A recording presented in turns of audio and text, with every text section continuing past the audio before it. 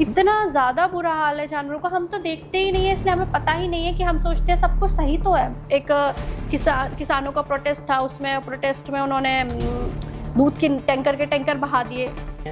एक तो वो लोग हैं जिन्हें पता ही नहीं है और इस बारे में कि वीगनिज्म क्या है, एनिमल राइट्स क्या है, जिन्होंने इस बारे में कभी सोचा ही नहीं। अगर देखा जाए तो हमारा पैदा होना ही एक सफरिंग है। हम नेचर के रिसोर्सेज यूज़ करते हैं। अगर हम इस दुनिया में हैं तो हम कुछ ना कुछ रिसोर्सेज यूज़ कर रहे होंगे। हमारे सांस लेने से भी कई जीव मर रहे होंगे, हमारे शायद पैर रखने से भी कई जीव मर रहे होंगे।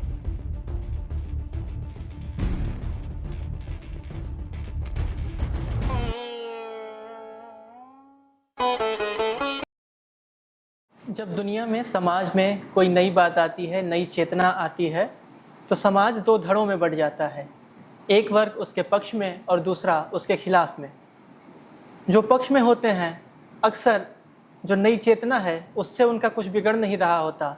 जो विपक्ष में होते हैं उस चेतना से, उस नई सोच से उनके हाथों से कुछ छिन रहा होता है, इसीलिए वे विपक्ष में होते हैं। लेकिन कई बार ऐसा भी होता है कि उस नई चेतना से आपका कुछ छिने, आपके प्रिविलेजेस जाएं, लेकिन फिर भी आप उस चेतना के, उस आवाज़ के, उस बात के हक में खड़े होते हैं। और यही मनुष्य होने की कसौटी है। ऐसा ही एक मुद्दा इन दिनों चर्चा में है। पूरी दुनिया में जिस पर चर्चा हो रही है, हमारे देश में भी हो रही है, हमारे समाज में भी हो रही है, वो है एनिमल राइट्स का, पशुओं के हितों का। आज हम इसी मुद्दे पर चर्चा करने के लिए एक एनिमल राइट एक्टिविस्ट, कवि और लेखक एकता नाहर जी के साथ हैं, जिन्होंने पत्रकारिता का भी अनुभव हासिल किया कई संस्थानों में, राजस्थान पत्रिका समेत कई संस्थानों में, और रेडियो बिग एफएम में भी काम किया, और फिलहाल वे रंगसाजी नाम की एक संस्था चला रही हैं। तो हम उनसे तमाम अलग अलग मुद्दों पे बात करेंगे। तो स्वागत है एकता जी आपका। कैसी हैं आप? मैं एकदम ठीक हूँ जी। तो इन दिनों तो काफ़ी बवाल मचा हुआ है फेसबुक पर जी। आपको भी, मतलब आप भी उस बहस में शामिल थी जो पिछले दिनों सुशोभित की एक किताब लॉन्च हुई, और उसी के बहाने मैं वीगन क्यों हूँ, और उसी के बहाने ये पूरी बहस खड़ी हो गई। और फेसबुक का, खासकर हिंदी साहित्य का जो समाज है, वो दो धड़ों में बढ़ गया, और आप भी उस आवाज़ में शामिल थी। तो मैं चाहता हूँ कि आप ही उस बारे में कुछ बताएं, पहले दर्शकों के लिए कॉन्टेक्स्ट सेट हो जाए और फिर हम बात को आगे बढ़ाएंगे। बिल्कुल।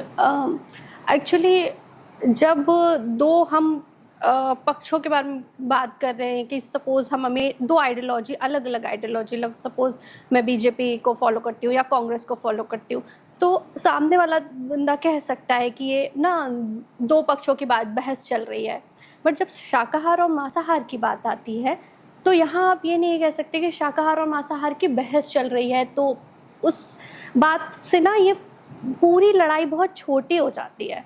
क्योंकि यहाँ पे लड़ाई हमारी आपकी नहीं है। हाँ, यहाँ पे जिसकी लड़ाई है वो अपने पक्ष में कभी नहीं बोल सकता, वो कभी खड़ा नहीं हो सकता। तो यहाँ पे लड़ाई उस विक्टिम की है जिसके ऊपर अत्याचार हो रहा है, और एक कोई उसकी आवाज़ बन के उसके लिए खड़ा हो रहा है।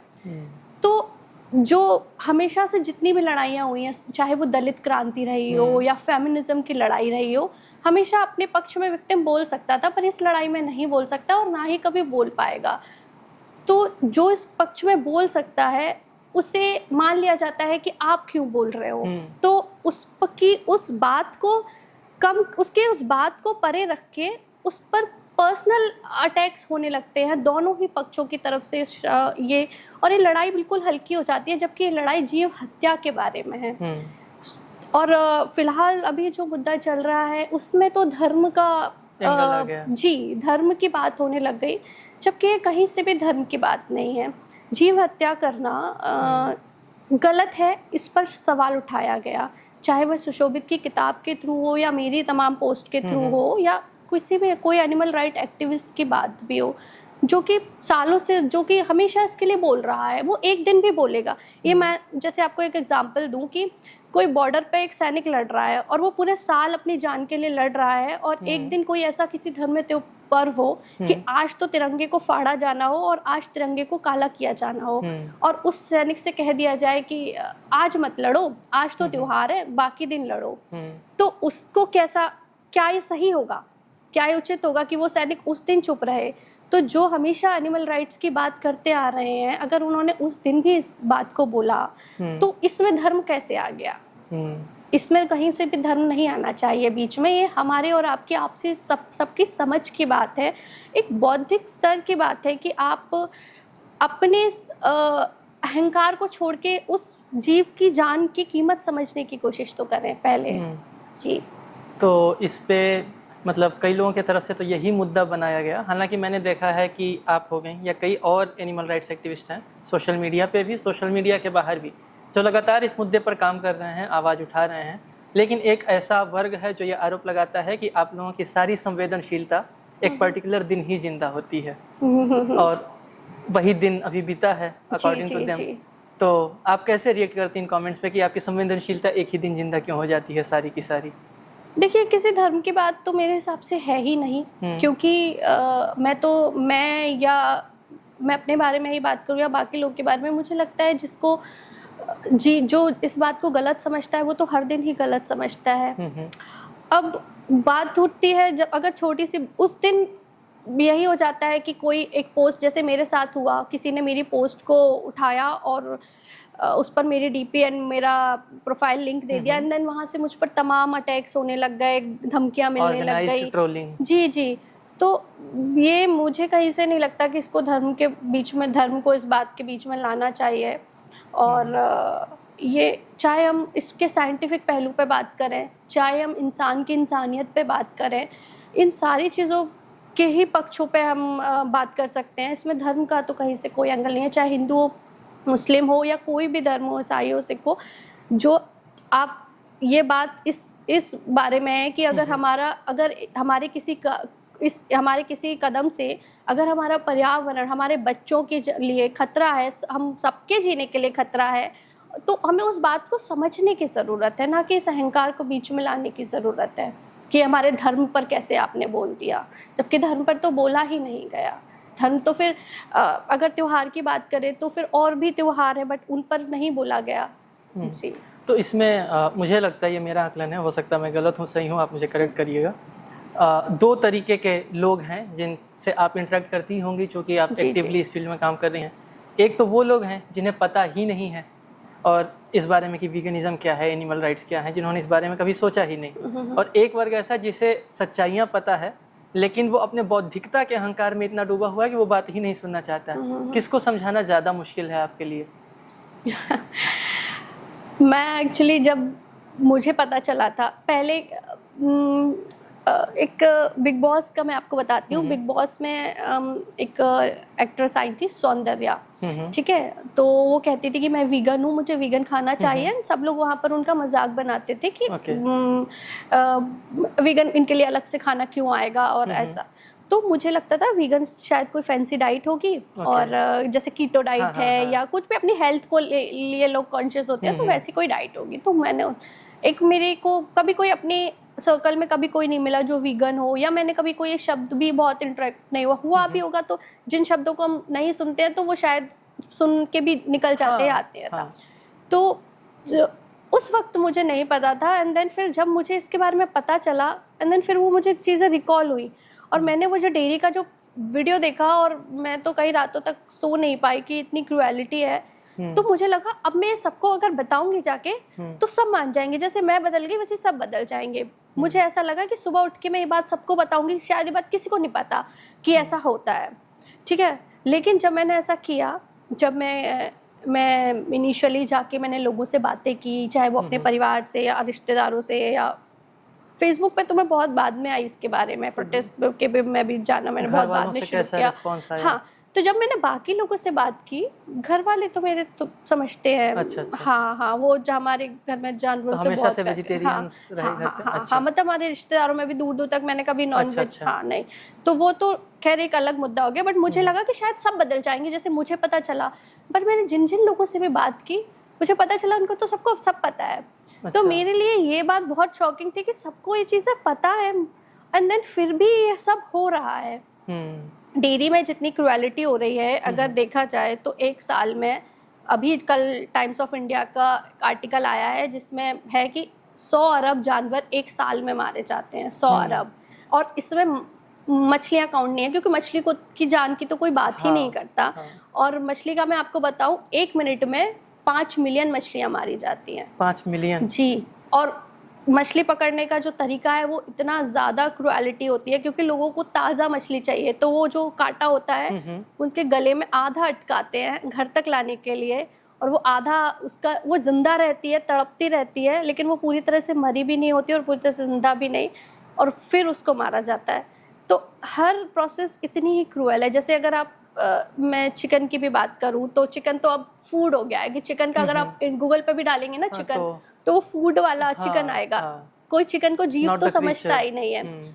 तो उसका जो प्रोसेस है वो कितना क्रूएल है। जब मुर्गी के एग जब बच्चे होते हैं, तो मेल या फीमेल दोनों कुछ भी हो सकता है, तो मेल बच्चे को बड़ा करने का इतना कमर्शियल उनकी तरफ से होता नहीं है। इतने छोटे छोटे से बच्चे सारे के सारे ऐसे ग्राइंडर, इतना बड़ा उनके पास ग्राइंडर एक मशीन होती है, सारे बच्चे एक तरह से ग्राइंडर में डाल दिए जाते हैं, सारे बच्चे मार दिए जाते हैं, एंड फीमेल मुर्गियों को अलग कर दिया जाता है और उनको बड़ा किया जाता है, और फिर उनसे भी एग के लिए सेम प्रोसेस। जी। जबकि लोग कहते हैं, एक और तर्क देते हैं लोग कि अगर हम मुर्गियां नहीं खाएंगे तो मुर्गियां तो इतनी बढ़ जाएंगी।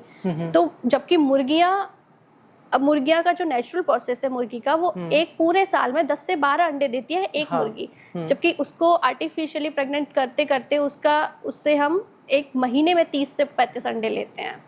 तो ये प्रोसेस बहुत क्रूएल है। तो 2 तरह के लोग जो आपने बात करी, कि एक तरह के लोग होते हैं जिनको पता है और एक तरह के लोग होते हैं जिनको नहीं पता।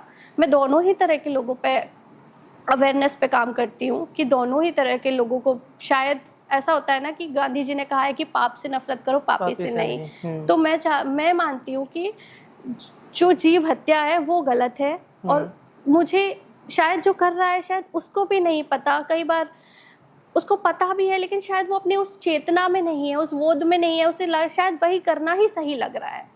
कंडीशनिंग बहुत जबरदस्त हो गई, ब्रेन वॉश्ड। एग्जैक्टली, कंडीशनिंग, क्योंकि उसको सही ठहरा दिया गया है। बहुत सारे लोग मिलके जब एक काम करने लगते हैं तो वो अपने आप आपसी सहमति से वो सही ही हो जाता है। फिर उसका विरोध करने वाला जो अकेला खड़के होके चाहे वो सही कह रहा हो, उसको बहुत ताकत लगानी पड़ती है।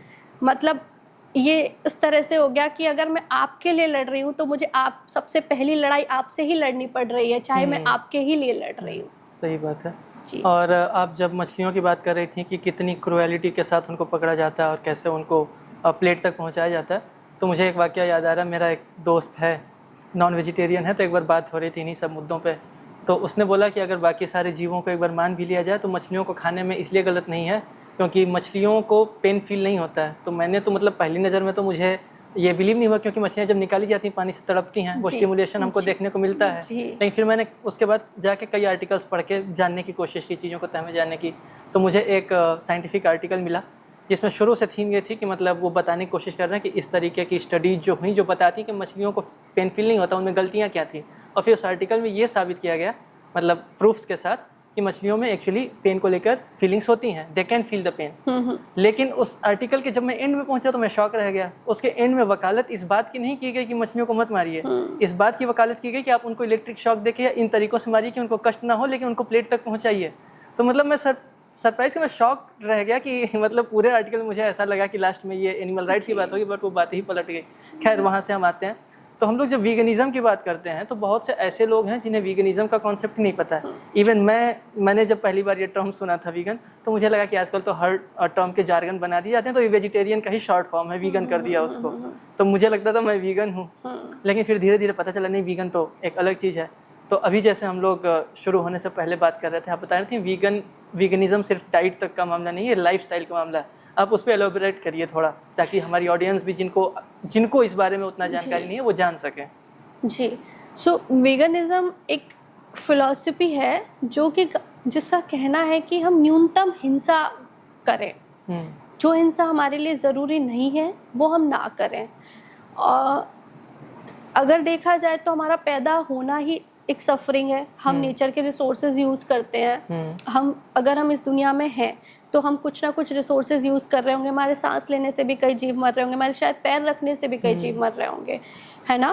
पर वो हम चेंज नहीं कर सकते ना। हमारा पैदा होना हमारे वश में नहीं था कि हम आज जाएं तो उसको जाके वापस से चेंज कर दें। पर अगर हम आज हैं और हमारी हमारे हमारे को जो दिख रहा है, जैसे कि मेरे पास हाथ, लोग कहते हैं कि मेरे को दांत मिले हुए हैं, तो वो तो इसीलिए मिले हुए हैं इस तरह के कि हाँ कि हम कैनाइन के हम मांस फाड़ सके। तो आप तो क्या मेरे हाथ में नाखून है, तो क्या मैं किसी की गर्दन दबा दूं? तो ये तो चेतना की बात है ना, कि अगर मुझे पता है कि ये चीज़, हम इंसान होके हमने जिस तरह से ग्रो किया है, अपने इवोल्यूशन हुआ है हमारा, तो हमने ये चीज़ें भी तो हमें पता चली है ना कि क्या सही है क्या गलत है, और हम उसी तरह से काम करते हैं ना। सभ्य समाज, हमारा समाज में रह के हम जो, अदरवाइज अगर दायरे नहीं है तो फिर तो कोई कुछ भी करे, फिर तो कुछ नहीं है। तो वीगनिज्म ये कहता है कि हम न्यूनतम हिंसा करें, हमारे जो हिंसा हमारे लिए ज़रूरी नहीं है हम वो ना करें।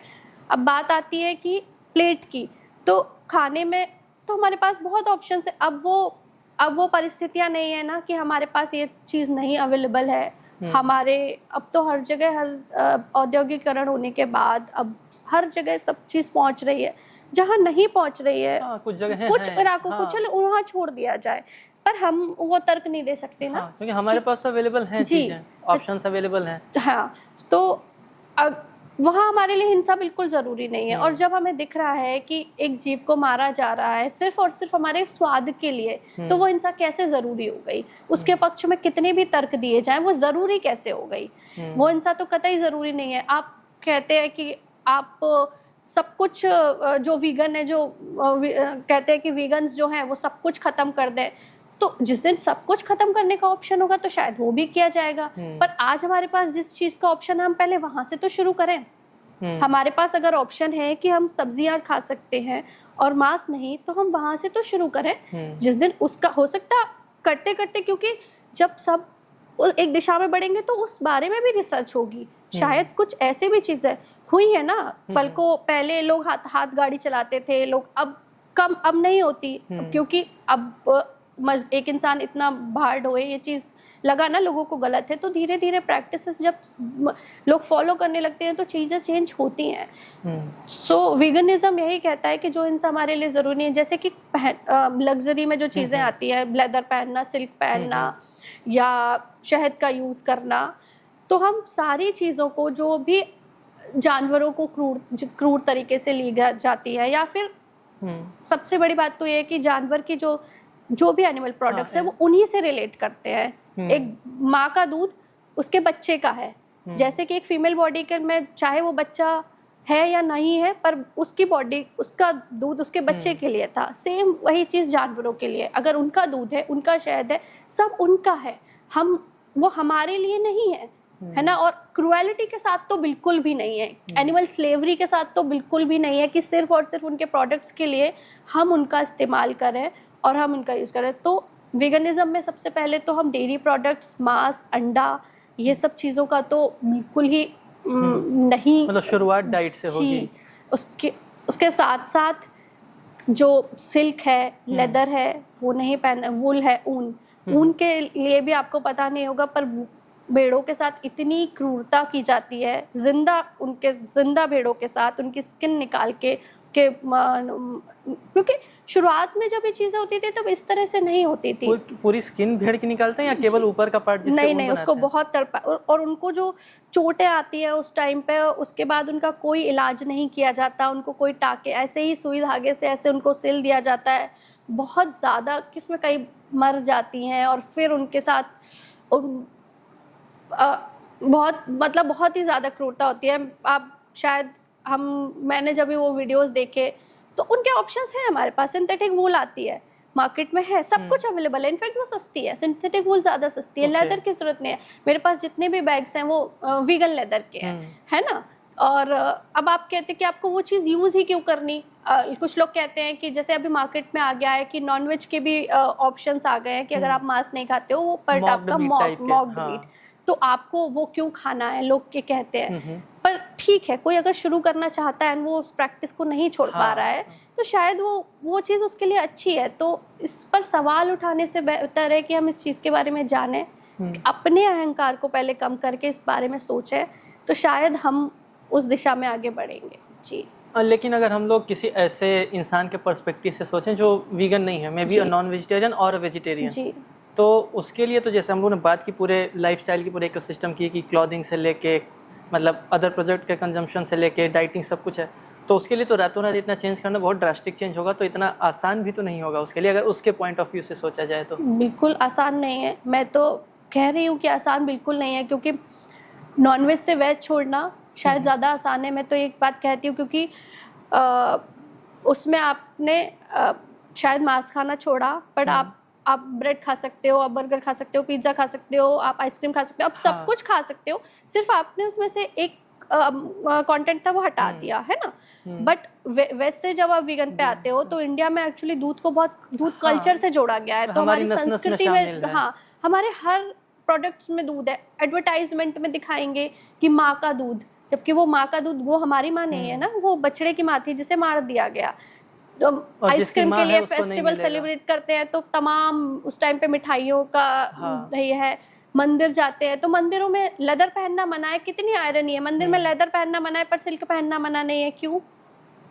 सिल्क में भी तो क्रूरता है, पर ये ऐसे वो चिकन चढ़ाना मना है पर दूध चढ़ाना मना नहीं है, क्योंकि क्यों? दूध तो दूध में भी बहुत सारी क्रूरता, पर ये चीज़ें किसी को पता नहीं है। अब आप जो ये चीज़ कह रहे हो कि रातों रात, तो रातों रात बदलने की बात नहीं है। सबसे पहली बात है कि आप मानो कि ये चीज़ है, ये मान लेना ही आज के जो ह्यूमैनिटी है उस पर सबसे मतलब जो बड़ी चीज़ ये है कि इस प्रॉब्लम को ही पूरी सॉल्व कर देगा अगर मान लिया जाए यहाँ से कि हाँ ये गलत है और हम इसको चेंज करना चाहते हैं। मुद्दा तो यही ख़त्म हो जाएगा जब उस पर कोशिशें होने लगेंगी, सोया मिल्क प्रमोट होने लगेगा, सरकार भी उसमें इन्वेस्टमेंट करने लग जाएगी, तमाम चीज़ें हैं जिनमें आज डेयरी का दबाव है सरकार के ऊपर, है ना, या बड़े बड़े प्लेयर्स हैं, सारी जो इंडस्ट्रीज खड़ी हैं, भले ही आप फूड इंडस्ट्री देख लो, चाहे आप जो सुबह ब्रेकफास्ट करते हो ओट्स से लेके कॉर्नफ्लेक्स से लेके हर इंडस्ट्री सब डेयरी पे खड़ी हुई है, चाहे मिठाइयों की, चॉकलेट्स, एवरीथिंग। तो वो उनका इतना दबाव होता है कि वो चीज़ दूसरी उस पर प्रोडक्ट्स पर वो रिसर्च पे इन्वेस्टमेंट ही नहीं होता है ना। अभी 30,000 करोड़ रुपए लगाए हैं सरकार ने ये इसके ऊपर गाय उस पर एनिमल फार्मिंग के उसके लिए, डेयरी के लिए। तो वो शायद अगर हम उस पर प्लांट बेस्ड डाइट पे लगा सकते हैं तो पहले ये चीज़ मान तो ली जाए कि ये चीज़ हम करना चाहते हैं, शुरुआत तो वहीं से हो जाएगी, फिर तो चीज़ें आसान हो जाएंगी, क्योंकि आपने चीज़ कोशिश करने के आपने इरादा किया ना, विल पावर। ज़रूरी नहीं है कि हर कोई एक दिन में ही चेंज हो जाएगा, हो सकता है किसी को 1 महीना भी लग जाए, किसी को 1 साल भी लग जाए, या किसी को और भी ज़्यादा वक्त लग जाए, लेकिन यही काफ़ी है कि वो बदलने चाहता है और बदल रहा है। और आज की डेट में तो भारत दुनिया का दूसरा सबसे बड़ा बीफ एक्सपोर्टर बन चुका है जी, और अब जब लेदर में 4th नंबर है, लेदर में 4th नंबर है, मतलब हमारा ग्रो ही कर रहा है मीट का एक्सपोर्ट लगातार। और अब जब गायों की बातें कर रही थी, दूध की, कि मंदिर में दूध मना नहीं है, चिकन मना है, तो मुझे यशपाल का एक उपन्यास है दिव्या नाम का, वो याद आ रहा था। उसका एक किस्सा है कि उसकी जो मुख्य नायिका है दिव्या, वो अपने जीवन में कुछ ऐसी परिस्थितियों में पहुंच जाती है कि वो दास बन जाती है। और उसका जो होता है कि मतलब उसका जो स्वामी है, तो उनका पुत्र पैदा हुआ है और उनका जो बेटा है, माँ की कंडीशन ऐसी है कि वो दूध पिला नहीं पा रही है, तो ये चूँकि दासी है और इसका भी अपना बेटा पैदा हुआ है, तो इसको जिम्मेदारी दी गई है कि तुम अपने मालिक के बेटे को दूध पिलाओ, अपने बेटे को दूध पिला पाओ चाहे ना पिला पाओ। अब वो ऐसी कंडीशन में पहुंच जाती है कि इसको अपने ही दूध की चोरी करके अपने बच्चे को पिलाना पड़ता है। और वहाँ पे यशपाल, मतलब पहली बार मुझे किसी, मतलब आज से पहले जो उपन्यासकार नहीं जिंदा, वहाँ पे थोड़ी सी चेतना देखी कि उन्होंने इसकी तुलना गाय से की, कि जिस तरीके से गाय का दूध उसके बछड़े को या उसकी बछिया को न मिलकर दूसरों के पास चला जाता है, एक स्त्री का दूध उसके अपने बच्चे को न मिलकर दूसरे बच्चे के पास जा रहा है। तो जब हम जानवरों की जगह शायद अपने आप को रख कर देखें, कि इंसान को रख कर देखें, तब शायद हमें उनकी पीड़ा का एहसास हो पाए। बिल्कुल, मतलब सबसे बड़ी चीज़ है जो हम गाय पर बचपन में निबंध लिखते थे ना, कि गाय के 2 पैर, गाय के 4 पैर होते हैं और गाय घास खाती है, गाय दूध देती है। तो पहली जो छड़ी है ना, उस लाइन पे ही पढ़नी चाहिए थी कि गाय दूध देती नहीं है, गाय से दूध छीना जाता है। सो जो हमारी जो एजुकेशन सिस्टम में हमें कभी बताया ही नहीं गया, हमने तो हमेशा यही सोचा कि जिस तरह से हमें पढ़ाया गया कि गाय तो दूध देती है, पर आप सोचिए ना, गाय कोई मशीन थोड़ी ना है कि गाय दूध देती है। हर माँ अपने बच्चे के लिए दूध देती है ना, और वो गाय भी सेम प्रोसेस से गुजरती है, उसको 9 महीने के बाद बच्चा होता है। ऐसा तो नहीं है वो हर वक्त ही दूध देती रहती है, वो उस बच्चे होने के भी 9-10 महीने तक दूध देती है। तो उसके बाद जैसे एक किसान है, ठीक है, जो छोटे किसान होते हैं, उनके पास हमेशा 1-2 गाय होती हैं, ठीक है। अब वो कहते हैं हम तो अपने यहाँ, हमारे यहाँ दूध होता है, हम तो अपना ही हमारी गाय तो हम तो बहुत अच्छे से रखते हैं, दूध यूज़ करते हैं। ठीक है, ओके, आपने अच्छे से गाय का बेबी हुआ, बछड़ा हुआ, आपने गाय का दूध का इस्तेमाल किया, उसको भी बछड़े को भी चलो आपने मान लिया मैंने आपने उसे पीने दिया होगा, ठीक है। अब आपके पास 2 गाय हो गई, एक बछड़ा हो गया और एक गाय हो गई। अगले साल गाय 9-10 महीने दूध देगी, फिर आप गाय को फिर प्रेग्नेंट करेंगे उसको, फिर वो सेम प्रोसेस से जाएगी, फिर बछड़ा हुआ, मान लो उसको फीमेल भी हो सकता है मेल भी, अगर आपको अब आपके पास 3 गाय होनी चाहिए, ठीक है। फिर इसी तरह हर 9-10 महीने में आपके पास एक गाय बढ़ गई, पर हर किसान के पास हमेशा 1-2 गाय ही क्यों होती है? वो कहाँ जाता है बछड़ा? या तो पुरानी वाली गाय आप जो दूध देने लायक नहीं रहती आप उसे बेच देते हैं, या जो बछड़ा हुआ जो आप जिसका आप ऑब्वियसली आप इतने फाइनेंस मैनेज नहीं कर सकते कि उसको आप 100-150 रुपए का रोज चारा खिलाएं, तो उसे बेच दिया जाता है या सड़क पे छोड़ दिया जाता है चुपके से। तो ये तो बात है ना सामने कि वो अगर इतनी गाय उसको सब प्रेम से रख रहे हैं, गाय के दूध का इस्तेमाल कर रहे हैं, तो गाय कहाँ जा रही है? अगर मार नहीं रहे हैं तो गाय को तो बीफ इंडस्ट्री ही बेचा जा रहा है, बीफ इंडस्ट्री बंद हो जाएगी अगर डेयरी इंडस्ट्री बंद हो गई।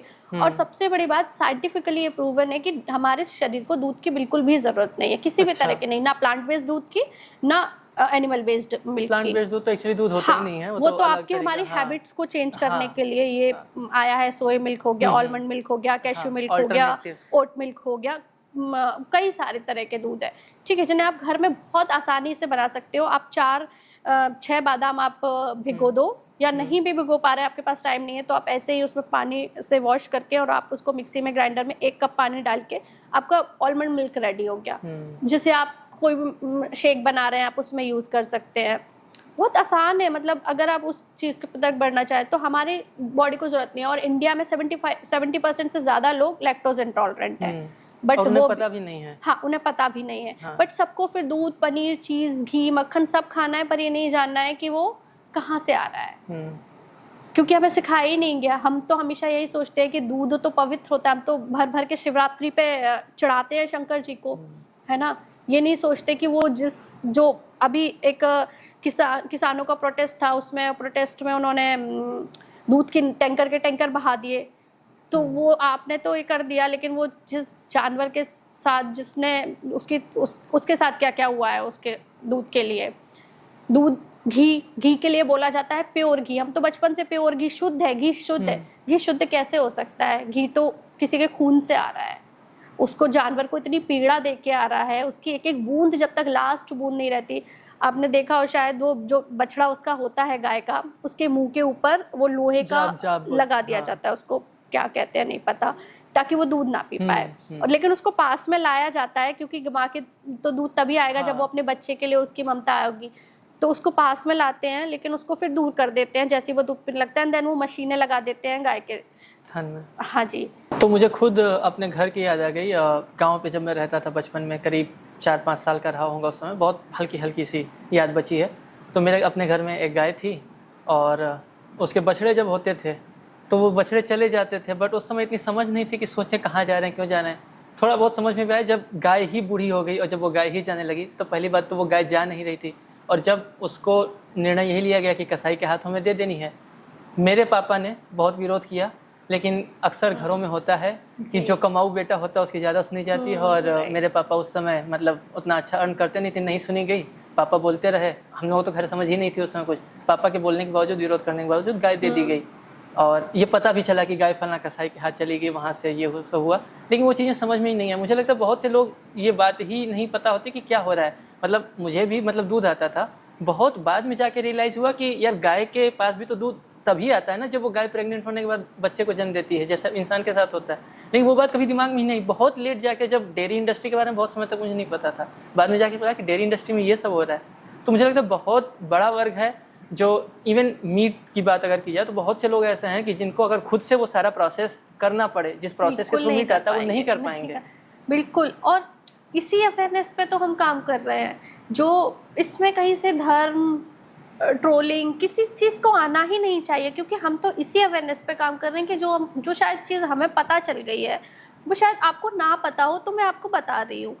इसमें कोई मेरा फ़ायदा नहीं है, इसमें कोई मेरा बहस नहीं है, कोई मेरा अहंकार कुछ भी नहीं है इसमें। शायद मैं ये मान के चलती हूँ कि शायद वो चीज़ आपको ना पता हो और मैं वो बता रही हूँ, शायद आपको पता चल जाए तो मे बी आप उस तरह से भी सोचने लगो। क्योंकि कई बार लोग मुझे मैसेज करते हैं कि आपकी पोस्ट पढ़ने के बाद हमने इस तरह से सोचा, वरना हमें ये चीज़ हमने इस एंगल से कभी सोचा ही नहीं। तो वही बस बात है ना कि जैसे आपने कहा कि उस तरह से सोचना फिर शुरू किया, तो जब सोचना हम शुरू करेंगे तो शायद हम बदलाव भी अपने अंदर लाएंगे। बट इसमें इस तरह से खड़े होने की बात ही नहीं है कि ये चीज़ होती ही नहीं है, ये चीज़ को हम आंख बंद कर लें। अब हम अपने घरों में रहते हैं, हम शायद कभी अपनी थाली में जो भी 5 चीज़ें आती हैं, हम कभी नहीं सोचते कि इसमें रोटी, दाल, चावल, सब्जी, मिठाई, कढ़ी, जो भी चीज़ें हमारी थाली में वो कहाँ कहाँ से आई हैं, है ना। कोई नहीं सोचता, थाली आई खाया। हमने भी बचपन से यही किया है ना। तो इस चीज़ के ऊपर कभी हमें हमारी एजुकेशन में कुछ इस तरह से है कि हमें ये चीज़ सिखाई जाए। इनफैक्ट अभी यूपीएससी की तैयारी भी जो लोग कर रहे हैं, जिसमें सारा पूरा under the sun syllabus cover होता है, पर इस बारे में शायद उसमें भी बात नहीं होती है, जो कि सबसे बड़ा सिलेबस है, जिसमें हर मुद्दे को कवर किया जाता है, पॉलिटिकल, सोशल, इकोनॉमिकल, एनवायरमेंटल। लेकिन इस मुद्दे को उसमें भी नहीं, तो क्योंकि ये मुद्दा ही नहीं है, ये कुछ है ही नहीं किसी के लिए बात करने के लिए, क्योंकि जानवर की जान की शायद कोई कीमत ही नहीं है। जिस तरह की कहावतें हैं, जिस तरह के मुहावरे हैं, उसमें भी यही है कि जानवर की जान की क्या कीमत है। जैसे मैं अभी आपसे कह रही थी कि बकरे की माँ कब तक खैर मनाएगी। मतलब हमने ये मान रखा है कि जानवर सिर्फ और सिर्फ हमारे उपभोग के लिए है, सिर्फ और सिर्फ हमारी ज़रूरतें पूरे करने के लिए है। जबकि आप कभी किसी जानवर के पास जाके देखो, वो अपने बच्चे को वैसे ही प्यार करता है। उसको मेरी सोसाइटी के नीचे एक डॉग रहती है और उसके 8 बच्चे हैं। अब गर्मी बहुत होती है, वो मदर जो डॉग है वो मुझे अपने पास अभी नहीं आने देती, क्योंकि उसको शायद उसका पास में बहुत टॉर्चर किया गया होगा, और मैं तो अभी उससे मिली हूँ। तो वो मेरे पास ऐसे आ जाती है, बट ऐसे मुझे हाथ नहीं लगाने देती, ना मेरे पास आती है। उसके बच्चे बहुत छोटे छोटे हैं, अभी 1 महीने के, तो मैं उनको ऊपर ले आती हूँ कि गर्मी से बचे रहेंगे, तो अपने घर में ले आती हूँ, शाम को छोड़ आती हूँ। जिस दिन भी शाम को अगर लेट हो गई ना, वो रोती है, तो क्योंकि उसको बच्चे नहीं मिलते, और वो नीचे जाती हूँ तो गार्ड भैया बताते हैं कि ये ढूंढ रही थी अपने बच्चों को। सो जानवरों का भी अपने बच्चों के लिए सेम फीलिंग है। अब वो बहुत प्यार करते हैं, उनको दूध पिलाते हैं, उनके लिए खाना लेके आते हैं, चिड़िया खाना लेके आती है अपने बच्चे के लिए। कुत्तों के आपने कई सारे वीडियोस देखे होंगे जिनमें वो अपने छोड़ के अपने बच्चों के लिए, हर जानवर फील करता है। उसके साथ आपको थोड़ा सा भी वक्त बताएंगे ना, आपको उससे प्यार हो जाएगा। और ये कहना कि पेड़ों में भी लाइफ होती है, तो ये तो साइंटिफिकली वैसे भी ये कि पेड़ पौधों में ब्रेन और नर्व सिस्टम नहीं होता है। सो वो पेन फील नहीं करते हैं।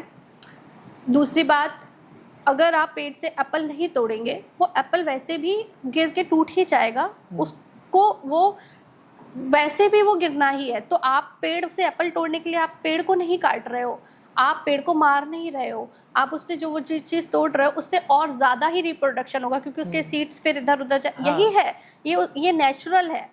और जो पेड़ का एक सीड है, जो इंडिया में एक पेड़ लगा है, उसका एक सीड हो सकता है यूएसए में गिरा हुआ हो, बट पेड़ पौधे अपने बच्चों के लिए वैसे मूवमेंट नहीं फील करते ना, कि वो अपने बच्चे को प्यार करें। वो फीलिंग पेड़ पौधों की जानवरों से तुलना करना ही गलत है। मतलब वो कहीं से कहीं तक कोई तर्क ही नहीं है कि पेड़ पौधों में भी जिंदगी। और अगर मान भी लिया जाए कि आपका तर्क सही है, मान भी लिया जाए, कल को एक ऐसी रिसर्च आ गई जिसमें आ जाए कि पेड़ पौधों में भी जान होती है, तो ये आईआईटी की एक रिपोर्ट, आईआईटी दिल्ली की रिपोर्ट है कि 70% जो लैंड है वो यूज होती है जानवरों को चारा खिलाने में, सोया खिलाने में, कॉर्न खिलाने में। तो अगर आपको पेड़ पौधों की में लगता है जिंदगी, तो वो फिर और ज्यादा बचेंगे। अगर आप नॉनवेज नहीं खाएंगे, अगर आप मांस नहीं खाएंगे, तो पेड़ पौधे तो और ज्यादा बचेंगे ना, क्योंकि पेड़ पौधों को कम काटा जाएगा। लैंड आपकी जो खेती के लिए सबसे ज्यादा पेड़ पौधे काटे जा रहे हैं। पहले तो पेड़ पौधे खेती के लिए काटे जा रहे हैं, तो पेड़ पौधों को आपने वैसे ही काट दिया, एंड फिर उसमें भी जो उगाए वो भी जानवरों के लिए उगाए। तो दोनों ही तर्कों में, फिर तो पेड़ पौधों को दोनों ही तर्कों में मांस खाना गलत है। अगर मतलब जो यही आर्ग्यूमेंट आता है, जो लोग एनिमल वेलफेयर को अपोज करते हैं कि पेड़ पौधों में तो जान है, तो अगर आपको इतनी चिंता है तो उससे तो मीट खाने से तो और ज़्यादा पेड़ पौधों की जान जा रही है। अगर मान लें कि उनको पेन फील होता है, तो फिर मुझे वो एक ट्रॉली कार प्रॉब्लम हो याद आ जाती है, जिसमें एक ट्रेन आ रही है और यहाँ मतलब बहुत क्लासिकल रिडल है, सुनी होगी आपने शायद, कि एक तरफ 5 मजदूर काम कर रहे हैं, एक तरफ एक मजदूर काम कर रहा है और वो लोग देख नहीं पा रहे हैं ट्रेन को, या कोई डिवाइस लगी वो सुन नहीं पा रहे हैं। ट्रेन आ रही है और आपके हाथ में डिवाइस है जो ट्रेन को डाइवर्ट करके या तो एक पर्सन वाले ट्रैक पे भेज देगी, या अगर ट्रेन सीधी जाती तो 5 लोग मरेंगे। तो जब भी ये सवाल मैं किसी से रिडल देता हूँ तो 90% लोग तो यही चूज़ करते हैं कि हम डाइवर्ट करेंगे ट्रेन को, एक आदमी को मारेंगे। और सिंपल सा लॉजिक सबका होता है कि यार 5 की बजाय एक ही जान जाए, अगर जान जानी ही है तो एक ही जाए। सेम लॉजिक अगर हम यहाँ पे अप्लाई कर दें तो भाई अगर आपको पेड़ पौधों की चिंता है तो जहाँ 10,000 पेड़ मर सकते हैं 1,000 ही मरे, मत खाइए मीट जी। खैर इस तरीके के तो बहुत सारे आर्ग्यूमेंट्स हैं, हम उन आर्ग्यूमेंट्स पे लौटेंगे, लेकिन उन आर्ग्यूमेंट्स पे आने से पहले मैं चाहता हूँ हम लोग थोड़ा आपकी जर्नी के बारे में बात करें। तो आप कुछ बताइए पहले तो अपने बचपन के बारे में, और उसके आगे हम फिर देखेंगे कि आपका कैसे ये वीगनिज्म तक आपकी जर्नी और फिर एनिमल राइट्स की तरफ कैसे आप बढ़ी। बिल्कुल। मैं दतिया से हूँ, मध्य प्रदेश, और बहुत ही प्यारा सा शहर है वहाँ पर। तो वहाँ से मैंने अपनी स्कूलिंग की है और उसके बाद मैं भोपाल में रही हूँ। भोपाल से मैंने अपनी इंजीनियरिंग की पढ़ाई की है। उसके बाद फिर मैंने दिल्ली में जॉब किया एंड कविताएं कहानियाँ मैं बचपन से लिखती थी, तो शौक़ रहा। तो फिर मैंने राइटिंग के ही क्षेत्र में काफ़ी कुछ किया एंड उसमें फिर मेरी उस वक्त एक किताब भी पब्लिश हुई, सूली पर समाज, हिंदी उर्दू से। और ये कब पब्लिश हुई थी? काफ़ी आई गेस 7 साल हो गए। 7 साल जी हाँ। फिर उसके बाद तब तो शायद हिंदी युग भी नया ही रहा होगा। जी हाँ। तो उसके बाद मेरा एक पर्सनल क्राइसिस आया जिसकी वजह से मैं डिप्रेशन के फेज में चली गई। एंड वो बहुत छोटा टाइम नहीं रहा, 1, 2, 4 महीने का नहीं रहा, वो काफ़ी लंबा टाइम रहा। वो करीब 5 साल का टाइम रहा, जिस 5 साल में मैंने सब कुछ से मैं दूर हो गई थी, लोगों से भी, सोशल मीडिया से भी, और अपने आप को एक कमरे में बंद करके मैंने रखा हुआ था और अपना जॉब छोड़ दिया था। और बहुत ही ज़्यादा वो एक्चुअली क्या होता है ना कि मैं हमेशा इसके बारे में लिखती हूँ, मेंटल हेल्थ के बारे में हमेशा बात करती हूँ और लिखती हूँ कि बात करना बहुत ज़रूरी है। बिकॉज हम शायद जो 5 साल का मेरा टाइम था वो 5 महीने में भी ख़त्म हो जाता, लेकिन मैंने किसी से बात नहीं की, तो वो लूप में ही हम अपने ही थॉट्स को मल्टीप्लाई करके अपने उनसे ही हम और चीज़ें निकालते रहते हैं, फिर उनके जवाब, फिर उनके सवाल, ऐसे ऐसे करते हैं हम उसी लूप में फंसे रह जाते हैं। बहुत मुश्किल हो जाता है फिर उससे निकलना। हम अपने आप को ही दोष देने लगते हैं कि हम ही ऐसे हैं, हम पर्सनालिटी हमारी ऐसी है। इसलिए हमेशा मेंटल हेल्थ के बारे में बात करना, अपने आसपास जो हमारी फैमिली है, जो लोग हैं, उनके से भी बात करना बहुत ज़रूरी है कि उनको इतना स्पेस दिया जाए कि वो अपने मन की बात कह सकें। एंड उस पूरे 5 साल के बाद मैं वापस से फिर शुरुआत की मैंने, और तो रंगसाजी ने। कैसे आपने ओवरकम किया इन चीज़ों को? तो मेरी ज़िंदगी में रंग आए, और मतलब जो मेरे पार्टनर है आशीष, हाँ, तो मैंने बात पहले भी कई बार बताई है कि उन्होंने मुझे फिर रंग तोहफे में दिए, और फिर हाँ, वहाँ से मैंने रंगसाजी की शुरुआत की। और जब मैंने रंगसाजी की शुरुआत की तो मतलब मैं अलग ही उसमें चली गई, जैसे कि बिना मेडिटेशन योगा किए ही मैं बहुत ही ज़्यादा काम हो गई। और वो रंगसाजी को रंगों से मुझे इतना प्यार हो गया। एंड जितना इसमें रंगसाजी की भूमिका रही, ट्रस्ट में, उतना ही मेरे जो पेट है कॉफ़ी, उसकी भी भूमिका रही। क्योंकि मैं जब उसकी आंखें देखती थी ना, तो मुझे लगता था दुनिया में इससे ज़्यादा मासूम और कुछ भी नहीं हो सकता। और वो ही मेरी शुरुआत रही जो जानवरों से मतलब नफ़रत तो मैं पहले भी नहीं करती थी, क्रूएलिटी तो मैं पहले भी कभी नहीं सोच सकती थी, लेकिन जो एनिमल राइट्स के लिए खड़े होने वाली बात थी कि अब मैं इनके हक के लिए लड़ूंगी, चाहे सारी ज़िंदगी लड़ूंगी, वो जो डिसीज़न था वो कॉफ़ी के साथ ही आया। तो कॉफ़ी कब से हैं आपकी ज़िंदगी में? कॉफ़ी को 3.5 साल, 4 साल का होने वाला है वो। 3.5 साल का, 4 साल। और जिनकी आप बात कर रही थी रंग लेके आए, आशीष, हम लोग 5 साल से साथ में। 5 साल से जी। तो बट तब तक आप ये वीगनिज्म या एनिमल राइट्स की तरफ नहीं गई? नहीं, क्योंकि मालूम नहीं था, है ना। अपनी ही हम सब अपनी ही ज़िंदगी में इतने मशहूर है ना, हम ज़्यादा से ज़्यादा अपने बारे में सोचते हैं, या अपने परिवार के बारे में, थोड़ा बहुत अपनी जिस सोसाइटी में रहते हैं उसके बारे में, अपने रिश्तेदार, समाज, ये, और बहुत कम एक परसेंटेज होता है कि हम शायद अपने देश के बारे में थोड़ा बहुत सोचते हैं। हाँ। उसके अलावा हम कुछ नहीं सोचते, हमें कोई फ़र्क नहीं पड़ता, किसी को भी कोई फ़र्क नहीं पड़ता। लेकिन ये संवेदनाएं, आप वही मैंने कहा ना कि उस वक्त को गुजारेंगे, अगर हम उस बारे में थोड़ा ठहर के सोचेंगे तो शायद हम सबके अंदर वो संवेदनाएं हैं।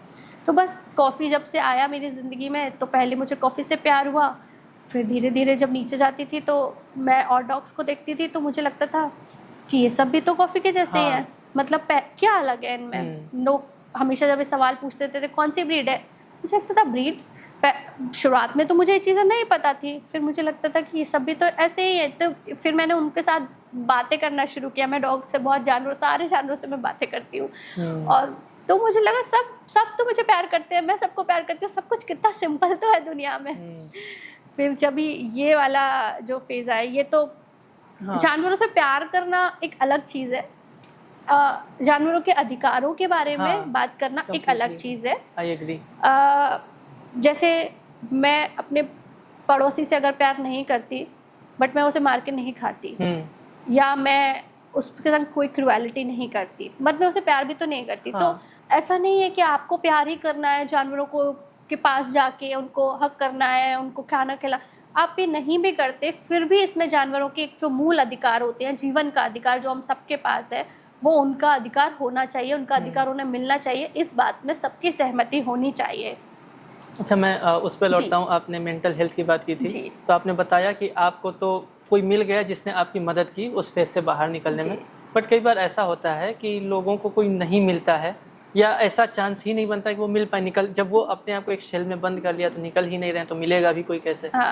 तो मतलब चूँकि आपने उस फेज़ को सर्वाइव किया, तो मैं चाहता हूँ आप किस तरीके से लोग ओवरकम कैसे करें अगर कोई उस फेज़ में चला गया। मतलब आपने 5 साल बोला, तो जब लोग लंबे समय तक चले जाते हैं तो कई बार ऐसा भी होता है कि उसी फेज़ में वो निकलना भी नहीं चाहते हैं, ऐसा भी होता है कई बार, जो मैंने अनुभव किया है। तो आप उस पर क्या सजेस्ट करना चाहिए, क्या प्रोसेस होना चाहिए, क्या अप्रोच होनी चाहिए उससे बाहर निकलने के लिए?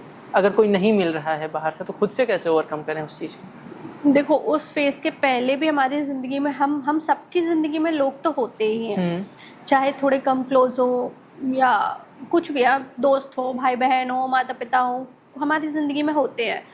पर हम ना एक दूसरे को उतना स्पेस नहीं देते।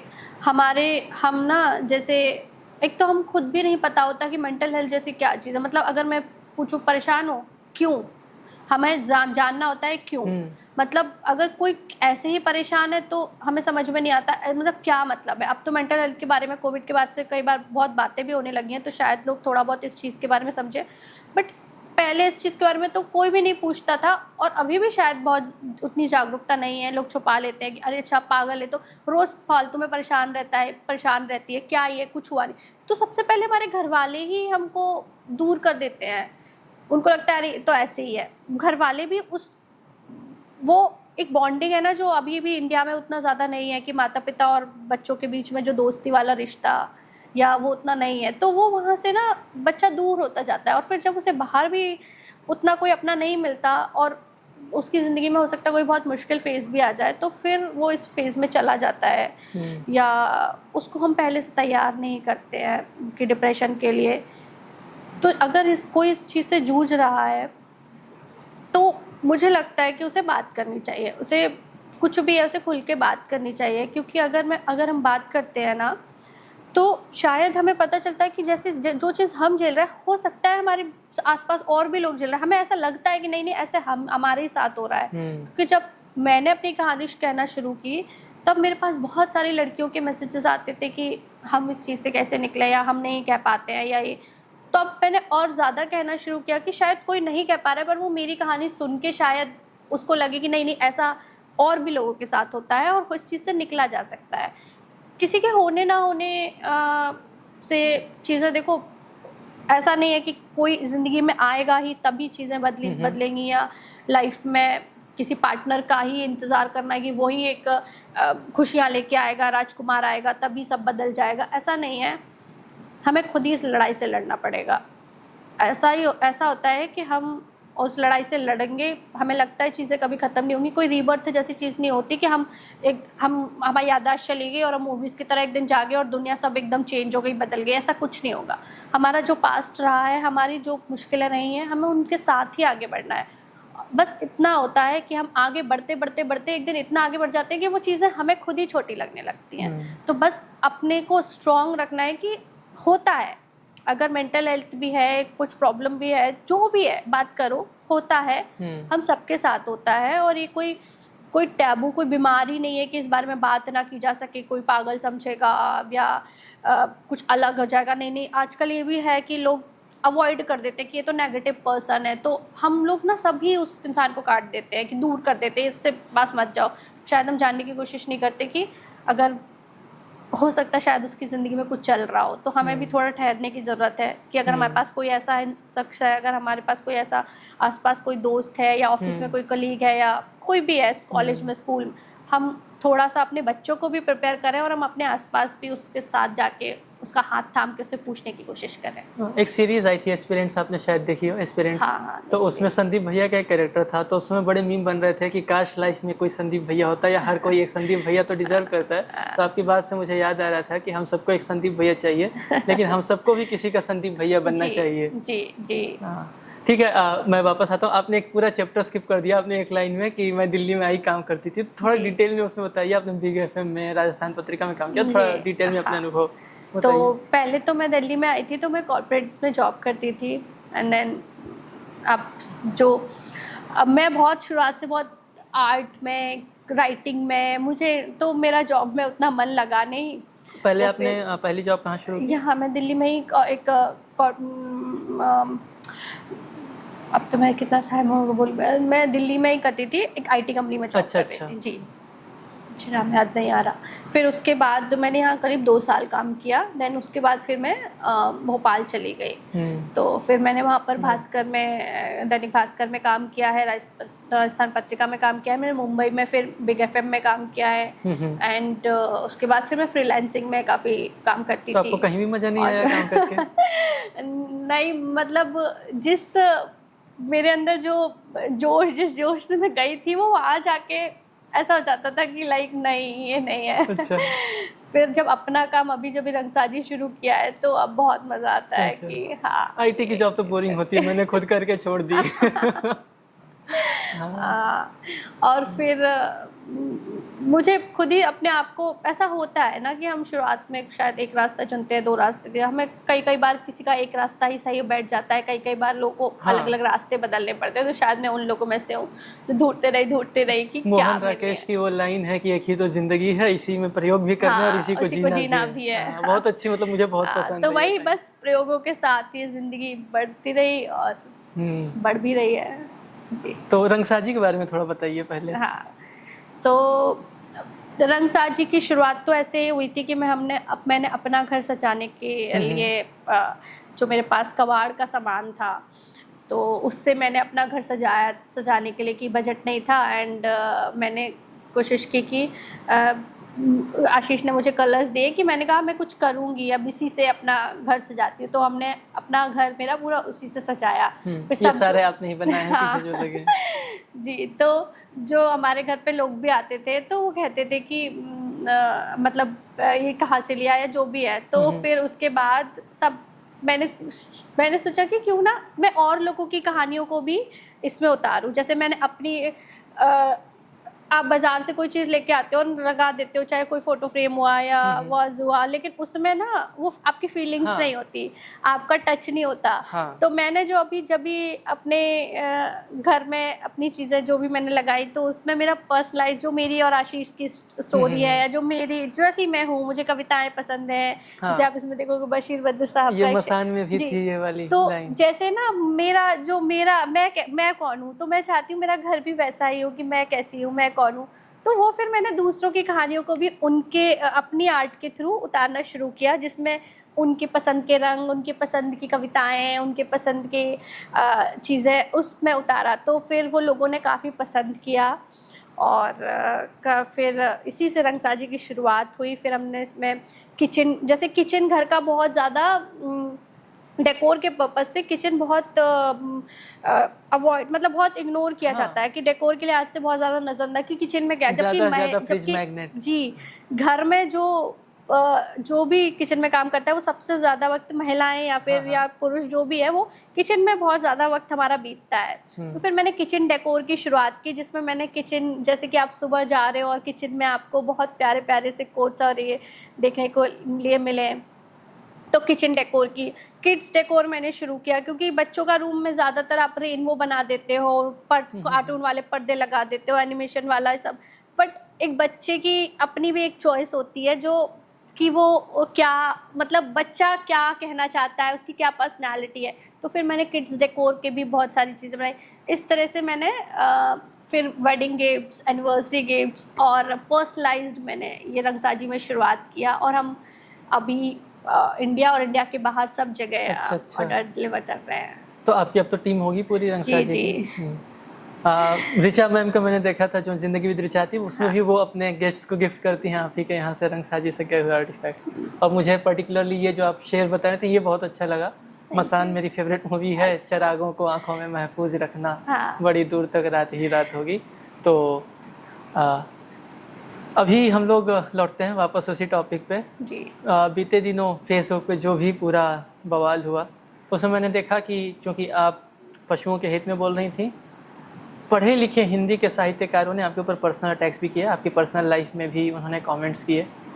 तो आपको जब इस तरीके की, मतलब पढ़े लिखे लोग भी ट्रोल्स बन के, जो नहीं पढ़े लिखे उनको तो ठीक है, एक बार इग्नोर किया जा सकता है, पढ़े लिखे लोग जब ट्रोल करते हैं तो कैसे आप उसको हैंडल करती हैं? मेंटल हेल्थ पे उसका इम्पैक्ट तो पड़ता ही होगा। बिल्कुल पड़ता है मेंटल हेल्थ, क्योंकि ट्रोल करते टाइम ना आप इंसान की नीयत, उसकी मंशा सब भूल जाते हो कि उसने जो लिखा है आप उसका अपने हिसाब से मतलब निकाल लेते हो और फिर उस पर अटैक करने लग जाते हो। तो जब मेरे पर, जैसे आपने बोला, बहुत सारे अटैक्स हुए, इनफैक्ट इनबॉक्स में लोगों ने इतनी धमकियाँ दी मुझे इतने लोगों ने फ़ोन करके बोला कि मत बोलो, चुप रहो, तुम्हारे लिए अच्छा नहीं है। पर मुझे लगा कि मैं कुछ गलत नहीं कह रही हूँ, मैं सिर्फ और सिर्फ पशुओं के हित की बात कर रही हूँ, जो कि हम सबको करनी चाहिए। इसमें मैंने किसी भी धर्म, किसी के भी जाति कुछ भी नहीं अटैक किया, बट लोगों ने अटैक करते समय ये नहीं सोचा कि वो मुझे पर्सनली अटैक कर रहे हैं, मेरी मेंटल हेल्थ के ऊपर भी असर हो सकता है, या मेरी फैमिली के ऊपर, या हमेशा मुझ पर एक तरह का प्रेशर बनाने की बहुत कोशिश करती है कि मैं चुप रहूँ, क्योंकि फ़र्क नहीं पड़ता जानवरों की जान से, कि सबको लगता है कि क्यों ये बोला जाए, अपने बारे में सोचा जाए। लेकिन अगर यही बात मेरी या आपकी या किसी और की जान की होती तो शायद जाने कितने लोग खड़े हो जाते हैं उस बात में। अगर एक भी कुछ गलत होता है किसी इंसान के साथ तो तमाम लोग आके खड़े हो जाते हैं। यहाँ एक साथ एक दिन में लाखों जानवर मारे जा रहे हैं और कोई उनके लिए बोल भी नहीं सकता, कोई खड़ा भी नहीं हो सकता। पर मैंने ये उसी दिन डिसाइड कर लिया था, और मैंने जितने भी मैं जानवरों से मिलती हूँ, मैं उन सब की आंखों में देख के उनसे ये बात ज़रूर कहती हूँ कि कोई खड़ा हो ना हो, पर मेरे हिस्से में जितना होगा, मेरी ताकत में जितना होगा, मैं तुम्हारे लिए खड़े रहूँगी। तो मैं वो अपना हमेशा पूरा करूँगी। और ये लड़ाई कह लो, आप कुछ भी कह लो, अवेयरनेस कह लो, या जो भी है, पर मैं इस चीज़ के साथ खड़े रहूँगी।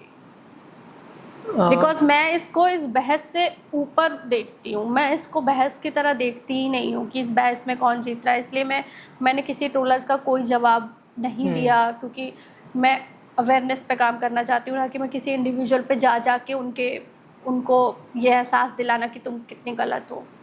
उस बहस में कई बार तर्क भी आते हैं। तो सबसे पहला तर्क तो यही लोग देते हैं न्यूट्रिशन का कि भाई बॉडी की नीड है। मैं जब आयरलैंड में था तो वहाँ कई ऐसे लोग मुझे मिले जिन्होंने बोला कि हमने वीगनिज़म ट्राई किया, हमने 1-2 महीने तक मीट छोड़ भी दिया, लेकिन फिर हमको ऐसा लगा कि बॉडी और स्पेशली हमारा माइंड ठीक से फंक्शन नहीं कर पा रहा। तो अगर कोई इस तरीके से आपको, मतलब अपना अगर कोई अनुभव साझा कर रहा है, हो सकता है कि मतलब बायस्ड अनुभव हो, बट अगर कोई इस तरह का अनुभव साझा कर रहा है तो उसको आप कैसे समझाएंगे? तो यहीं पे बात आती है अवेयरनेस की। हम बिना, जैसे कि B12 के बारे में सबसे ज़्यादा लोग बात करते हैं, जबकि B12 पहले मिट्टी से आता है। तो पहले जो सब्जियां फल आते थे वो हम ऐसे ही तोड़ के खा लेते थे, या पेस्टिसाइड्स वगैरह नहीं होते थे, तो उससे हमें मिल जाता था। पानी का Direct, घड़ा यूज करते थे, अच्छा है ना। तो डायरेक्ट फलों और सब्जियों से मिल जाता है B12? नहीं मिलता है ना? B12 नहीं मिलता अब। हाँ। B12 कहीं से भी नहीं मिलता। जानवरों को B12 के इंजेक्शन दिए जाते हैं, और जो B12 ताकि B12 के अगर चेकअप कराएंगे तो मोस्ट ऑफ द पीपल के B12 जो है वो डेफिशिएंसी होगी उनमें, ठीक है। और B12 का बहुत ज़्यादा हमारी हेल्थ से रिलेटेड है, उससे हमारे चक्कर आना और बहुत बेचैनी होना और बहुत ज़्यादा मतलब हेल्थ वीक लगना, बहुत सारी प्रॉब्लम्स होती है।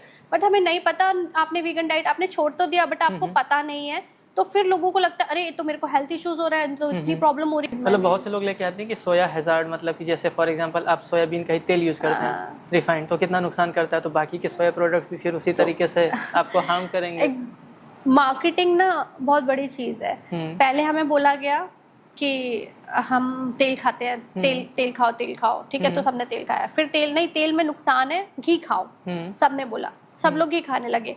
फिर आया नहीं घी नहीं खाओ, फिर तेल खाओ, क्योंकि घी में फैट है, ये है वो है, तो फिर वापस से वो फिर तेल में भी ये वाला नहीं, हार्ट कोलेस्ट्रॉल कंट्रोल करे, जो डायबिटीज कंट्रोल करे, अब वो फिर तो ना मार्केटिंग बहुत बड़ी चीज़ है। जैसे दूध का पूरा का पूरा मार्केट है, वो सिर्फ और सिर्फ मार्केटिंग पे टिका हुआ है। इंडिया के बाहर लोग मिल्क प्रोडक्ट उतने यूज नहीं करते हैं, बट वो पूरा का पूरा इंडिया में मार्केटिंग पे टिका हुआ है। मार्केटिंग भी किस चीज़ के से जुड़ी हुई है, हमारे इमोशंस से, है ना। तो जो ये स्टडी, तो आपको अगर सोया में प्रॉब्लम हुई, आप सोया मत कम खाओ, आप चने खाओ, आप टोफू खाओ, है ना, बहुत सारी चीज़ें आप खाओ, आप दाल खाओ, आप इतनी सारी चीज़ें खाने के लिए। मतलब अगर मांस के अलावा देखा जाए तो वैसे भी तो आप वही सब खा रहे हो ना। अगर आप नहीं खा रहे हो तो आप वैसे भी वही सब खा रहे हो। मुझे तो फ्रेंकली कोई प्रॉब्लम नहीं है, मेरे जितने भी फ्रेंड्स वीगन है, किसी को कोई प्रॉब्लम नहीं है। इनफैक्ट डॉक्टर्स भी आजकल जितने भी जो भी प्रॉब्लम्स हो, डॉक्टर्स भी बहुत रिकमेंड कर रहे हैं कि आप ये डेयरी प्रोडक्ट्स कम करें। कई सारे इनफैक्ट बीमारियों में, बड़ी बीमारियों में लोग बोल रहे हैं कि डेयरी प्रोडक्ट्स कम करें। बहुत रिसर्च आ रही है इस बारे में, पर सिर्फ एक चीज़ को मुद्दा बना के उसके ही बारे में बोलना और बाकी सब चीज़ों को इग्नोर कर देना, वो भी तो सही नहीं है। और बाकी की दुनिया में जिस तरीके से इस मुद्दे को अडॉप्ट किया जा रहा है, इंडिया में उस तरीके से नहीं किया जा रहा है। फिर हम ये भी बोलेंगे कि हम तो विश्वगुरु थे ये वो, लेकिन जब यूरोप में ये मुद्दा अच्छे से सेटल हो जाएगा, वहाँ पे जब व्यापक बहस होने लगी, हालांकि वहाँ शुरू भी होगा, यूरोप और वेस्टर्न वर्ल्ड में चालू है, लेकिन इंडिया में बहस आती ही दूसरा रूप ले लेती है। आप बोल भी रही थी कि यूपीएससी या कोई भी ऐसे एग्जाम, हम लोग एक बात बोली जाती है यूपीएससी के बारे में कि दुनिया में जब भी कोई चेंज आता है तो इंडिया में एकेडमिक्स में आने से पहले वो यूपीएससी में आ जाता है, लेकिन वहाँ पे अभी इसके बारे में बात नहीं हो रही है। तो आप इसको किस तरीके से देखते हैं कि क्यों पूरी दुनिया में, मतलब खास करके वेस्टर्न वर्ल्ड में इस बात पर बहस हो रही है और वहाँ पे लोग बात करने को तैयार हैं, लेकिन इंडिया में ये बोलते ही लोग बात करने को तैयार होना तो दूर है, वो मतलब अपनी पूरी ताकत लगा के आपके ऊपर अटैक करते हैं। देखो क्या है ना, ग्लोबल वार्मिंग और क्लाइमेट चेंज से सब परेशान है। सब परेशान है, सब इसको चाहते हैं कम कर लिया जाए, सब चाहते हैं ना हो। हर साल टेम्परेचर बढ़ता जा रहा है। इस साल जितनी टेम्परेचर था वो इससे पहले कभी नहीं है। सारे 12 महीने के रिकॉर्ड टूटे हैं इस साल में। तो बाकी लोग, जो बाकी कंट्रीज़ में भी जो अवेयरनेस आ रही है, लोग इस चीज़ को समझ रहे हैं कि हाँ, सिर्फ और सिर्फ ये काइंडनेस और मोरालिटी और ये एथिक्स, इन सब चीज़ों की बात नहीं है। ये हमारी हेल्थ की भी बात है, ये हमारे एनवायरनमेंट की भी बात है। कि जैसे अगर आप पॉलीथीन फेंकते हो और अगर आपसे कोई कहे कि ये गलत है, देन आप एम्बैरेस फील करते हो कि पॉलीथीन नहीं फेंकना चाहिए, तो लोग नहीं फेंकते हैं।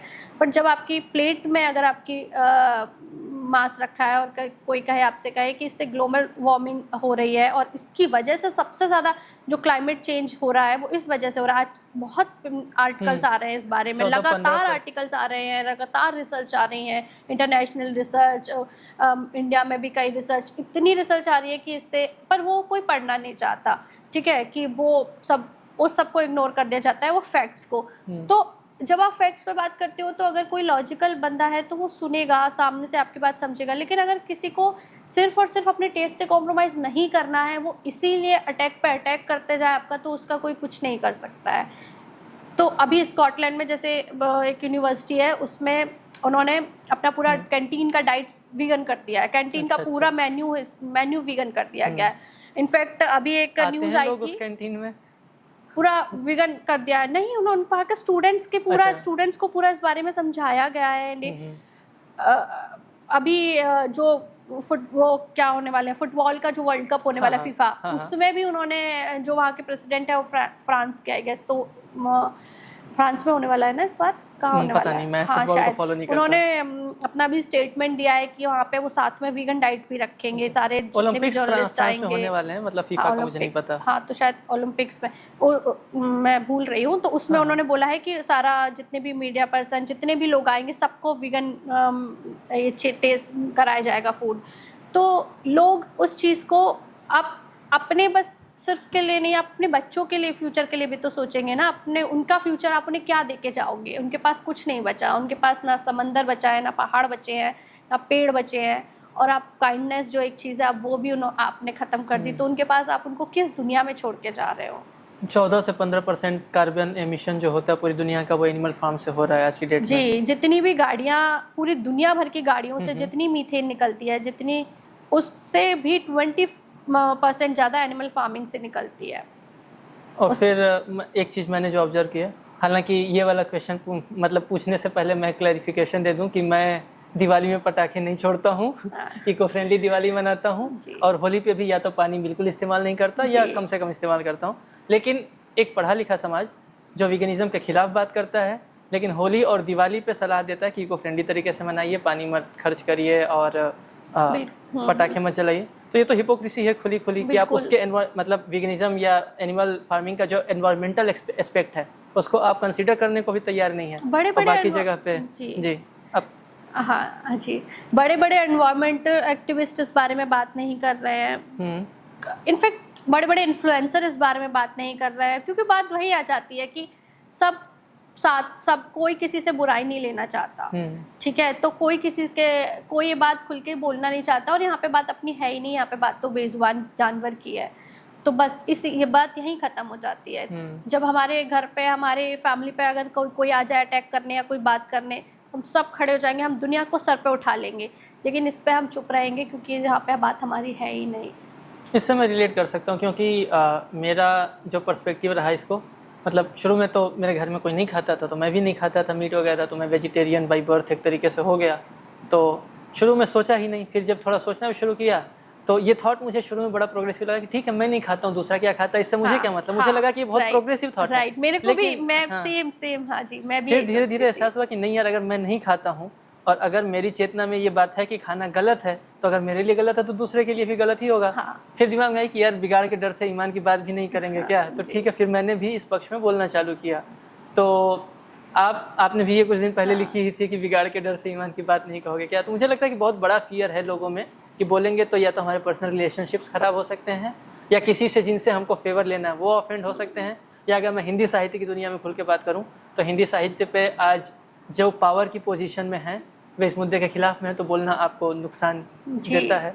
तो ये भी वजह, मतलब मैंने देखा कि कुछ समय से कुछ लोग दबी हुई आवाज़ में बोलना शुरू कर रहे हैं, लेकिन जैसे वही लोग जो दबी आवाज़ में बोल रहे थे वो अभी जब बहस हुई तो उसमें वो गायब हो गया, क्योंकि इस बहस में शामिल होने में खतरा था। बिल्कुल।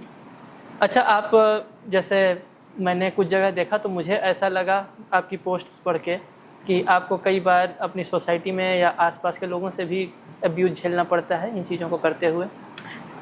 ऑब्वियसली जब इस पर अगर आप सोशल मीडिया पर करते हैं तो सोशल मीडिया पर, अगर आप बाहर खड़े होते हो तो बाहर, जब आप इनफैक्ट बाहर किस तरह का अब्यूज़ मिलता है? सोशल मीडिया पर तो लोग ट्रोल करके चले जाते हैं। मैं ये एनिमल राइट एक्टिविस्ट के साथ साथ मैं फीडर भी हूँ, तो मैं डॉग्स को या जो भी गाय होती हैं बाहर, में हर दिन उनको खाना खिलाने जाती हूँ। तो नोएडा में या आजकल ये बहुत ज़्यादा हो रहा है कि जो भी इनको खाना खिलाते हैं तो उनको अब्यूज़ किया जाने लग गया है कि आप इनको खाना क्यों खिला रहे हो, इनको हटाओ यहाँ से। अच्छा, सोसाइटी में ये कुत्ते नहीं रहने चाहिए, ये बहुत ज़्यादा ये हो रहा है। तो कई बार लोग मॉब लिंचिंग तक उतर आते हैं, इतना ज़्यादा हो जाता है। तो खाना खिलाना भी एक, तो आप मैं सिर्फ खाना खिलाने नहीं चाहती कि खाना रख दिया और आ गई, मैं उनके साथ थोड़ा टाइम स्पेंड करती हूँ, उनको प्यार करती हूँ, उनके साथ बैठती हूँ। तो वो भी छुप के करना पड़ता है कि लोग आप पे अटैक कर देते हैं। तो मैं डरती नहीं हूँ, लेकिन मेरे को भी प्रेशर बनाते हैं कि अभी कोई आ जाएगा लड़ने। मेरी सोसाइटी में ही अभी ये हुआ, मेरे नीचे 8 डॉग्स हैं, 8 पपीज़ हैं मेरे, आई गेस 6-7 दिन ही हुए हैं। 1-2 पपी की किसी ने एक पपी को दीवार से पटक पटक के मार दिया और एक की गर्दन मोड़ दी। उससे पहले एक पपी को किसी ने गाड़ी से कुचल दिया सब, और उसको पता है उसने कुचल दिया और उसने कहा हटाओ इनको यहाँ से। मैं जब खाना खिलाने जाती हूँ तो मुझे भी बोलते हैं कि अब ये सब हटाओ यहाँ से, इनको हटाओ यहाँ नहीं। सिर्फ किसी ने इस खुन्नस में कि वो क्यों जिंदा हैं, क्यों यहाँ हैं, क्यों मैं खाना खिलाती हूँ, उनके साथ ये किया।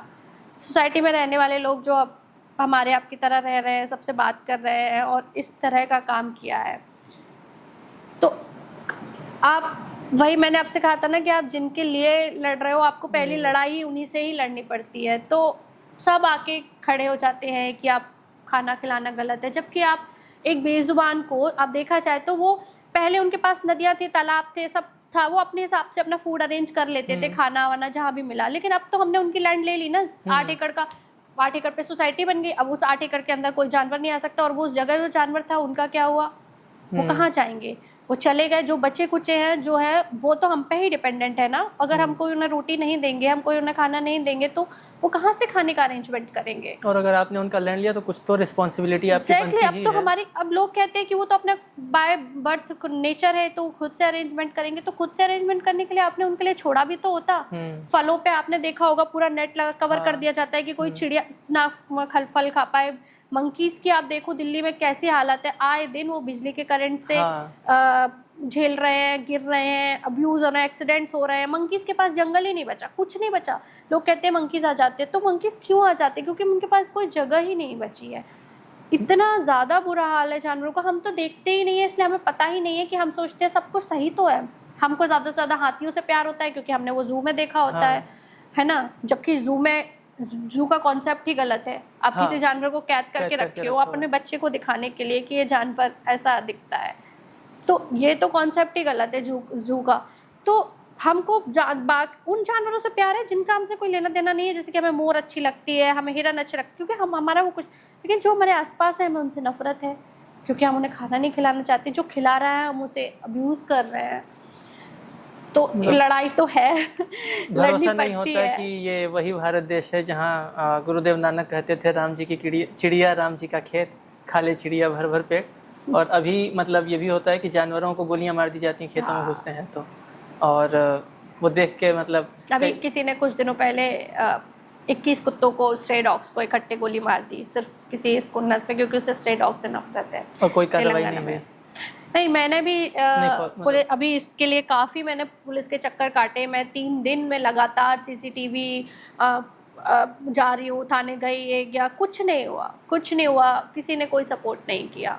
और सोसाइटी में जब आप फीडिंग वगैरह करती कोई सपोर्ट में नहीं आता है जब लोग?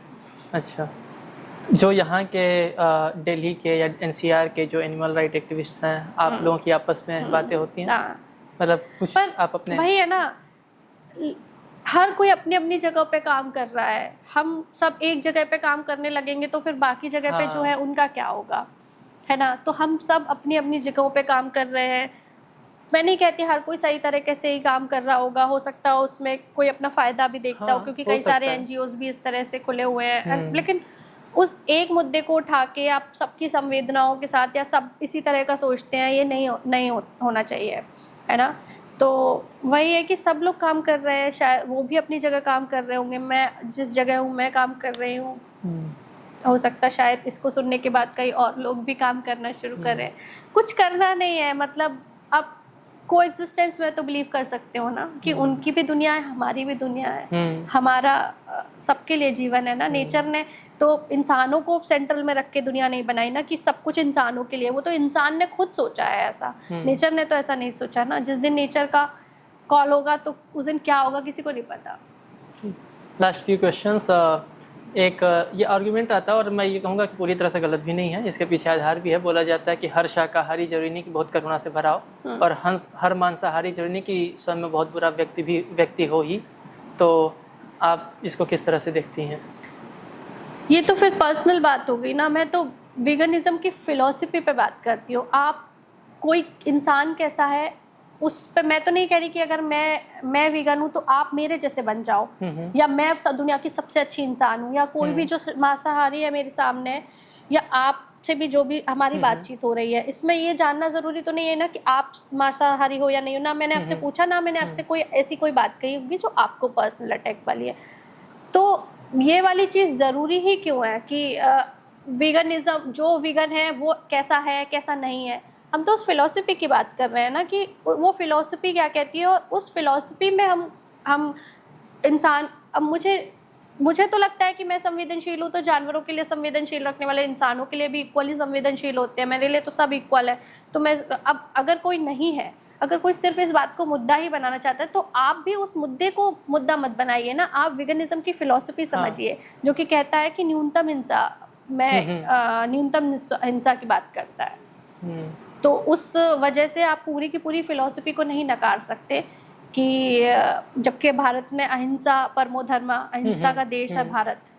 तो हाँ, आप जैसे कह रही थी कि हम लोग बातचीत कर रहे हैं, आपने मुझसे नहीं पूछा। हाँ। लेकिन मैं एक बात यहाँ पे रिवील करना चाहता हूँ कि मैंने सोचा कि आपके साथ पॉडकास्ट करूँगा, तो उस समय धीरे धीरे मैं इस पर विचार बना रहा था कि ये डेयरी प्रोडक्ट्स अपनी डाइट से कम करूँ। नॉन वेजिटेरियन तो मैं कभी नहीं रहा, लेकिन मुझे मतलब नैतिक रूप से ये ठीक नहीं लग रहा था कि मैं आपसे बात करने आऊँ और मैं स्वयं सारे डेयरी प्रोडक्ट्स अपनी लाइफ में वैसे ही कंज्यूम करता रहूँ। पिछले 2-3 महीने मैंने धीरे धीरे कट करना शुरू किए। 75 से 80% मैंने अपनी लाइफ से डेयरी प्रोडक्ट्स को कट किया।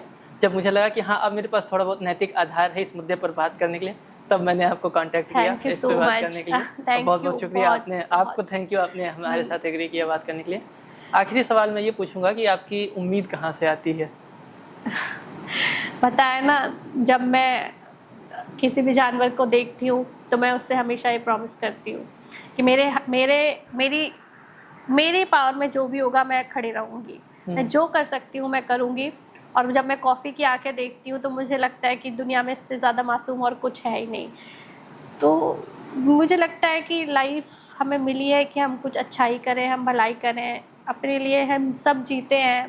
पर दुनिया में कुछ अगर हमें लगता है कि नैतिकता के लिए और दुनिया के बचाए रखने के लिए ज़रूरी है, तो फिर उसमें फिर मुझे अपना फ़ायदा मैं नहीं देखती। मुझे लगता है कि मुझे खड़े होना है, और मुझे हिम्मत मिलती है। मुझे अपनी फैमिली से भी बहुत सपोर्ट मिलता है। मुझे कभी मना नहीं किया जाता कि क्यों मैं धूप में खड़े होकर चिल्ला रही हूँ, क्यों मैं नारे लगा रही हूँ, क्यों मैं सोशल मीडिया पे इतने ट्रोल कर झेल रही हूँ, क्यों मैं दिन दिन रात रो रही हूँ अगर वहाँ पर कुछ हो रहा है, कुछ किसी जानवर के साथ कुछ गलत होता है और मैं पढ़ लेती हूँ, सुन लेती हूँ। मुझे हमेशा सपोर्ट मिलता है कि तुम जो कर रही हो सही कर रही हो, अच्छे के लिए कर रही हो। वहाँ से बहुत हिम्मत मिलती है। और अपनी सेल्फ तो है ही मेरे अंदर। यहीं पे वो मुझे मैं और आप जैसे लोग जो कहते हैं कि नहीं, हम इस चीज़ में यकीन करते हैं, हम बदलाव में यकीन करते हैं और फिर बदलते भी है खुद को, वो सबसे ज़्यादा हिम्मत मिलती है। मैं उसी चीज़ की बात कर रहा था जब आपने कहा कि आप जैसे लोग यकीन करते हैं, तो मतलब मैं उसी सेंस में क्वेश्चन पूछ रहा था कि इंसानों में कहाँ से उम्मीद आती है, क्योंकि हर तरफ से तो आपको ट्रोल किया जा रहा है, अब्यूज़ किया जा रहा है, फिर भी आप ये काम कर रहे हैं। खैर, जो आप ये बात बोल रही थी तो मुझे वही सुशोभित की जो किताब आई है उसमें लिखा था कि मनुष्यता की कसौटी तो वो है ना जब जिस अच्छाई की आपसे अपेक्षा नहीं की जा रही फिर भी आप कर रहे हैं। जिस गाय के लिए आप आवाज़ उठाती हैं, जिस कुत्ते के लिए या जिस भी प्राणी के लिए आप आवाज़ उठा रही हैं, वो लौट के आपसे शुक्रिया अदा करना नहीं आएगा, लेकिन फिर भी आप उसके लिए आवाज़ उठा रही हैं। वो मेरे लिए कर चुका है, उसने मुझे जो, मैं तो सिर्फ उसका अपना फ़र्ज़ निभा रही हूँ। मुझे उसका शुक्रिया तो मैं उसका कह रही हूँ ये करके, बिकॉज़ मुझे तो जिनको मैं नहीं बचा पा रही हूँ या जो मेरे बस में ही नहीं है, और मैं भी तो डेयरी प्रोडक्ट कहीं ना कहीं यूज़ करती ही थी। मैंने भी तो उसका हिस्सा थी जब मुझे नहीं मालूम था, बचपन से तो मैं वीगन नहीं थी। तो मुझे लगता है कि जब आज मुझे पता है, तो जो मैंने इतने वक्त तक किया, तो मेरा भी तो कुछ फ़र्ज़ बनता है कि मैं उनके लिए खड़े रहूं। मुझे शुक्रिया की तो उनकी ज़रूरत ही नहीं है, तो ज़्यादा हो जाएगा। मतलब हाँ, मैं उनकी आवाज़ रखूँगी। बेजुबान की जुबान बनना है। बहुत अच्छा लगा, आपने इन सारे मुद्दों में हमसे इतने डिटेल में बातचीत की, और अगर एक भी आदमी इस पूरे एपिसोड को देखने के बाद कम से कम सोचना भी शुरू करे इस दिशा में, तो हमें लगेगा कि हमारा प्रयास सफल हुआ, सार्थक हुआ। हम चाहते हैं कि इस एपिसोड का अंत आप अपनी किसी कविता से करें, कोई कविता सुनाएं।